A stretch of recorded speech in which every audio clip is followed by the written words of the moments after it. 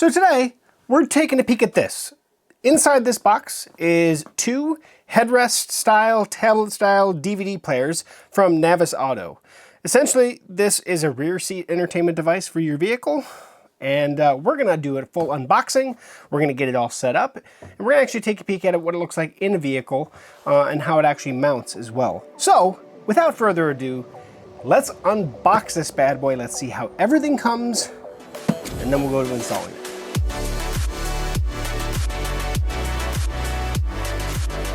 Okay, ladies and gentlemen, thanks for coming back to GeekSmart here to take a peek at this. So let's get the unboxing out of the way and see how everything actually comes with this guy. All right, so right out of the gate, it looks like we have the two headrest mounts. Set those off to the side. We have a big long box, which I'll open here in a second. And it looks like just the tablet DVD players themselves. Everything else is out of the box. Some styrofoam holding them in place. They do have a little bit of thickness to them. Simple bags are on them. Throw that in there. And so a little bit of thickness to them, but that's because it has a slot style DVD player at the top of the player. So even mounted to the headrest, the DVD will come in from the top, right? Please place a disc with the shiny side facing the screen. So the printed side goes toward the back. All right, so that is the 10.1 inch screen. Pretty awesome. Obviously they're identical. And if we look at the ports that they have, if we go over here on the side, we have a USB port. It does support USB media. We do have a headphone jack if we actually want to plug in a pair of headphones to it. AV out, that's so we can plug these two together and share the video between the two. AV in, obviously if you're out from one, it's going to go into the other. There is a MicroSD card slot, so you can also play media off of MicroSD cards. HDMI input, so we can play HDMI from any source. And then the 12 volt DC power plug right there. They're identical, so they're exactly the same on that. I will say, it looks like, I don't know if these are just touch buttons. We'll find that out. It looks like it, and there are speakers on the bottom as well. And then, of course, the slot of the DVD at the top, and then the piece on the back for the mount. Let's see what comes in this box, because this should be all the install pieces as well as cables. It does come with just probably warranty information. Has a quick start guide, goes over all the ports. Pretty simple there, shows you how to connect them together. There's the user manual. We can go through that if we want to as well. Oh, it does actually include headphones out of the bag. So just standard style. Well, I'll take one out of the bag here in a second. Let's get this stuff out of here first. We do have the AV 3.5 millimeter 4-pin cable. That's going to go from the in on one or out on one to into the other. This is a 12 volt cigarette style plug with two cables on it to power both screens. We do have two remote controls. We do have two sets of mount adapters, so depending on your headrest to fit the different style thickness of headrest posts. And then we have the actual mounting pieces that go between this mount here and then the sliding piece that goes onto the back of the actual DVD player itself. Okay, let me get this stuff out of the way and then we'll go from there. Okay, I just took a couple of these pieces out of the bag. So this is the headphones, which are, they are on-ear style headphones.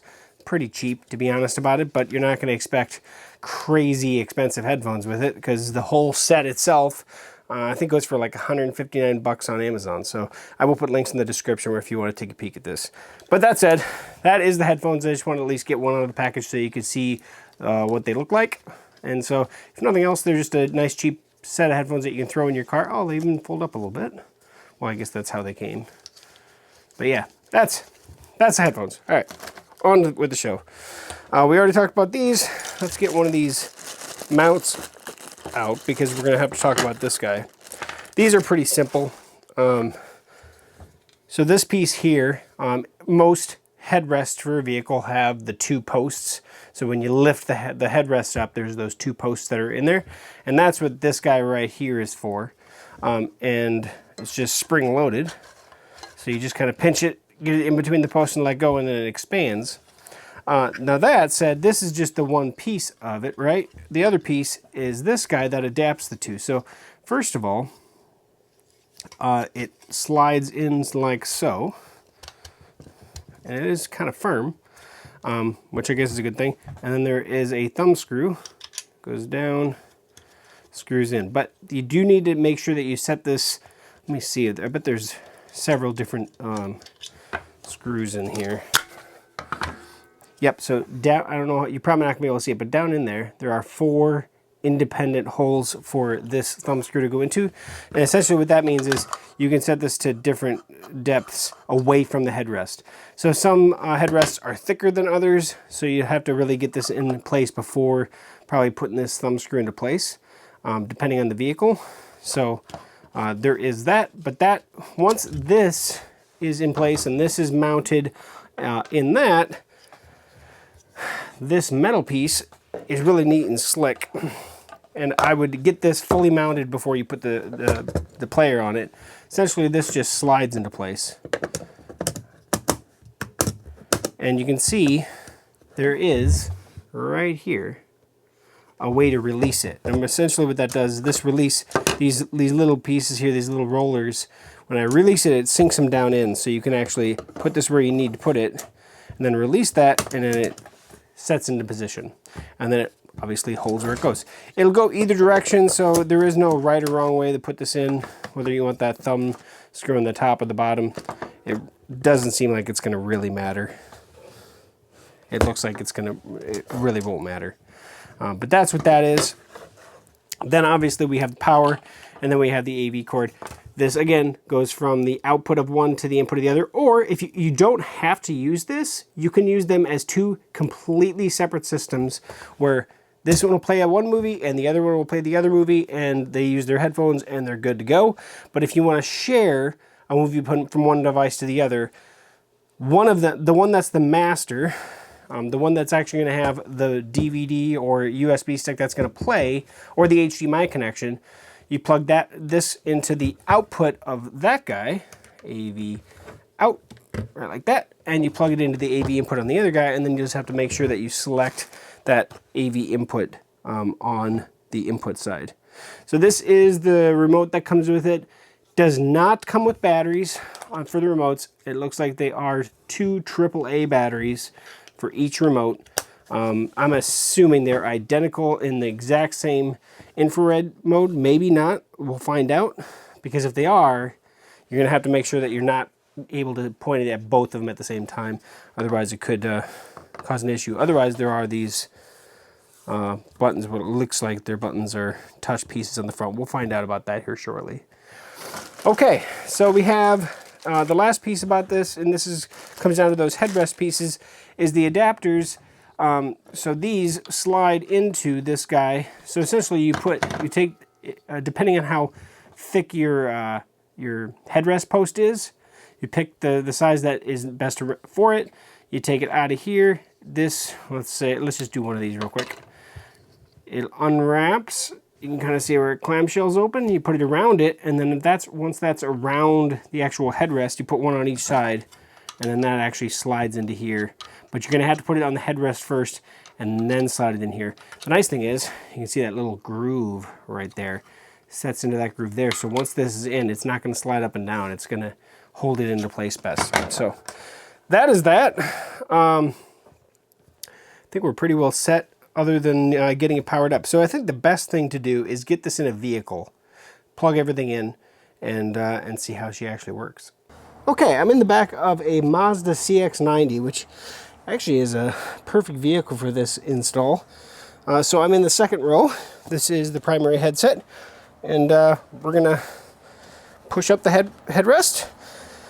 And these are the rails that we were talking about. So in here, we can try to see if we can find the best case scenario. It's pretty big. So I'm gonna try the largest, which is, I think it's the largest. These are 14 millimeter. Let's see if these are right. Yep, 14 millimeter. On the money. Love it. All right, let's grab... Oh, I guess they do have 15s as well. So 14, I guess I just hit it right on the money right away. All right, so I set those up just like so. And then I'm going to take this guy, I'm going to put it with the thumb screw up so I can just easily get to it. And we're just going to compress. Make sure you line it up. And that is that. Well, that was easy. All right, then I have the set screw and the piece here. I'm going to go ahead and push that in. I can actually go in pretty good with this. So put the thumb screw in here, get it to where it lines up with one of the nuts. So I'm going to probably maybe pull it out just a little bit. Right about there, it looks like. Right there.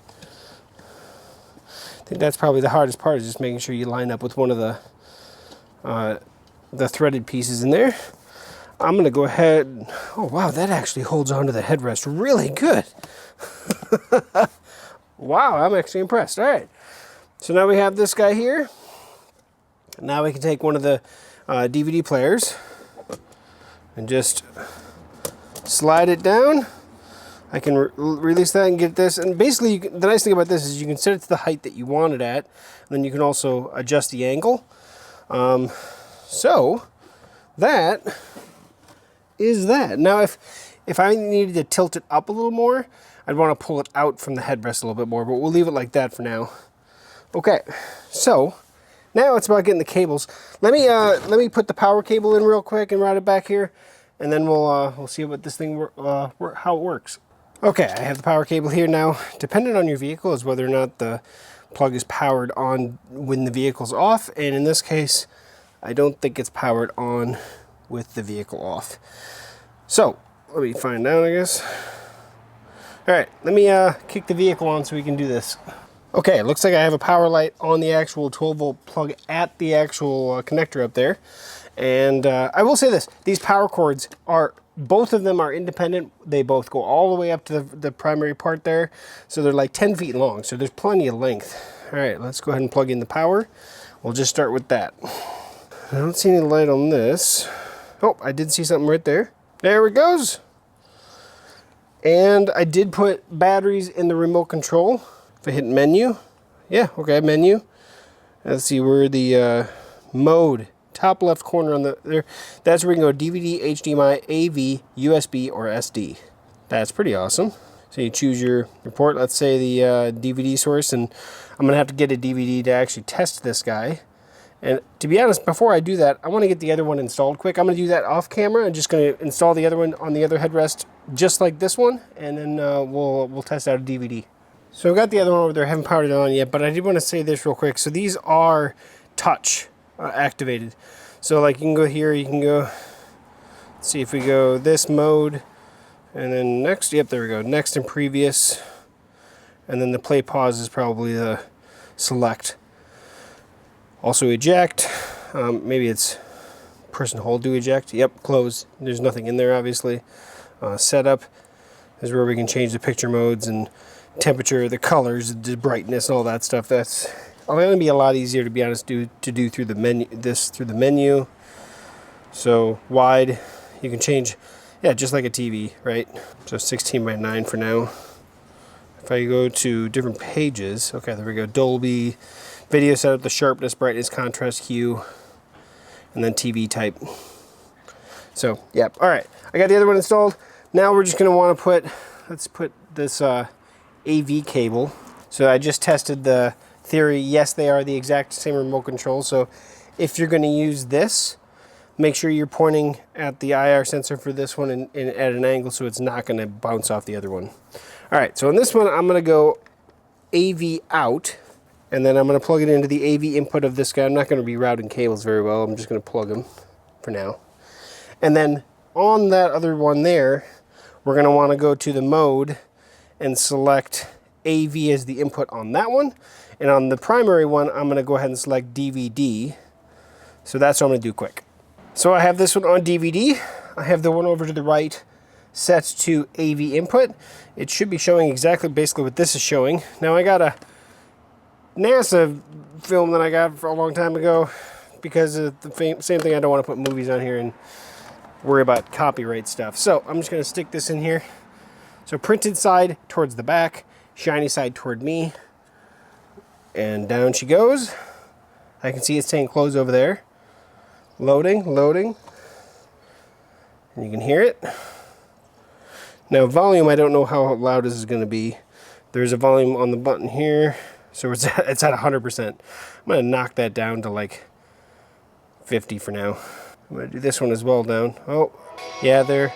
It's hard to use the remote on both of them at the same time without hitting it. But you can see it's working. Let's see if we can go to, so there is a button here. You have mode, you have eject, and then there's TFT off and on, which essentially turns the screen off, doesn't stop it. So if I hit TFT on and off, you can hear it's still going, but it just turns the screen off without changing anything. So that's kind of pretty cool. And then you have your standard stuff. I mean, it's a full scene index, and there's a full DVD player. Let's see, here's 5. Let's go to 5. And there's the moon landing. And it's playing on the second one just fine. Everything is working great. Now let's try using just the buttons here. So volume. So they are push buttons. They're just really small, really slight. And then we'll hit play pause. And it pauses it. Play pause again. Starts it back up. Push and hold. Ejects the DVD, I bet. Yes, it does. And there we are. That's a video system that works perfectly. Maybe I'll see if I can't get an SD card or something with some media on it. And we'll try that out real quick before we call it quits. So I have a memory card here. And I actually pulled this out of my GoPro. So that's all I did. It's just got GoPro footage on it. I think it also has some Insta360 stuff on it. Label toward me. Yep, there we go. Clicks into place. I still have the other one on here. Actually, let's go to mode, to SD, movie. And it may not work because it may not be able to read anything on there. Nope, seems like I'm going to have to put something else on here other than straight out of the GoPro. And the GoPro is also 4K footage. There's a lot of advances, but I thought it would be worth a try. Okay, so I think my memory card is just too big. It's a big 512 gig card. I'm going to try the USB port instead and change this to USB. Looks like the light did show up on that. And now we're seeing stuff. So yeah, basically I think it either came down to the size of the file or the size of the SD card or a combination of both. And I don't know if let's see, my Tesla door ding video. Unsupported file format. Yeah, I didn't know if it was going to be. That came directly out of my Tesla. Let's hit return. There we go. Shepherd video. Oh, unsupported. I might be going through all of them. I think all the ones that I currently am trying to do are unsupported file formats. Yep, it looks like it's seeing them. I'm just not doing the correct format because I just grabbed some older videos that I had. Let's see the photos. I did put a photo, and the photo is showing just fine. And there it is. It's an old photo of me. So it is working. And then, of course, the other photo that I have on here is not going to work. All right. So that does work. You just have to make sure. It looks like 128 gig card is as big as you can go. And each file can't be more than 32 gigs in size. And 1080p, it does not do 4K. That's the big thing. Move file formats, it does support a whole bunch. But of course, that would be the one thing that I would want to figure out exactly before I would try to use this exclusively, is what file format is required to go on this. So there we go. So that's it. That's the full install. Of course, I don't have a MicroSD card. I don't want to format that one because it's for my camera. That said, it just comes down to figuring out exactly what format you have to have the videos in. And in here, it does support MPEG 1 and 2, which I think those were H.264 and H.265 MP4s. They say MPEG 4, but AVC, FLV, AVI, MOV, MKV, and WMV. So actually, it does. I didn't know it supported Windows Media Video. But yes, FAT32, not exceeding 32 gigs for the file size, 128 gig maximum capacity drive supported. And that's going to go with the USB or the micro SD card. So as long as you make it work that way, and you edit the video to be in those items, you should be good. Now here's the thing. Setup was really easy. The cables are plenty long enough. I probably would like to see the AV bridging cable from one to the other a little longer, so it's not just bridged behind. I'd like it to go to the floor and then back up. Not a big deal. You can actually order those cables. They're pretty easy to find on Amazon. But for the price, 159 bucks, it's pretty awesome. It's exactly what you think it is.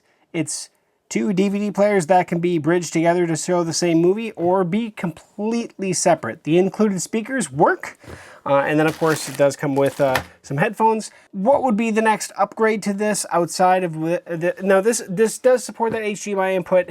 It does support MHL input, so you could use your phone to HDMI. It doesn't have the wireless capability. That's the one thing that this would be missing that would take it to the next level, but of course you'd have to pay for it as well, is to have wireless capability of wirelessly pushing your phone or whatever to the device. Now that's not saying that you can't do that yourself by adding a device to it, because it has an HDMI input, but it doesn't come out of the box like that. So first of all, for what it is, it's exactly what it needs to be. It plays DVDs, it plays media, it plays stuff off HDMI. So Naviksauto, solid product for the price, and it comes with 2 screens, and it works real easy. And it's easy to tell if it powers on. You don't have to have the remote if you don't want to. You can use the touch panels on the front. But, you know, it is what it is. I will put links in the description, like I said before, to where you can check this out yourself, see if it's something that interests you. Like, comment, share, subscribe. Let me know what you think of this, or if you have another product that you recommend, let me know. Comment section, or if you want to send it to me directly, head over to techgooch.com. You can get a hold of me there. Thank you for watching to the end of this video. Always appreciate my viewers going to the end. And as always, I'll see you here for another future video, setup, tutorial, whatever have you. So thanks for watching. We'll see you again soon.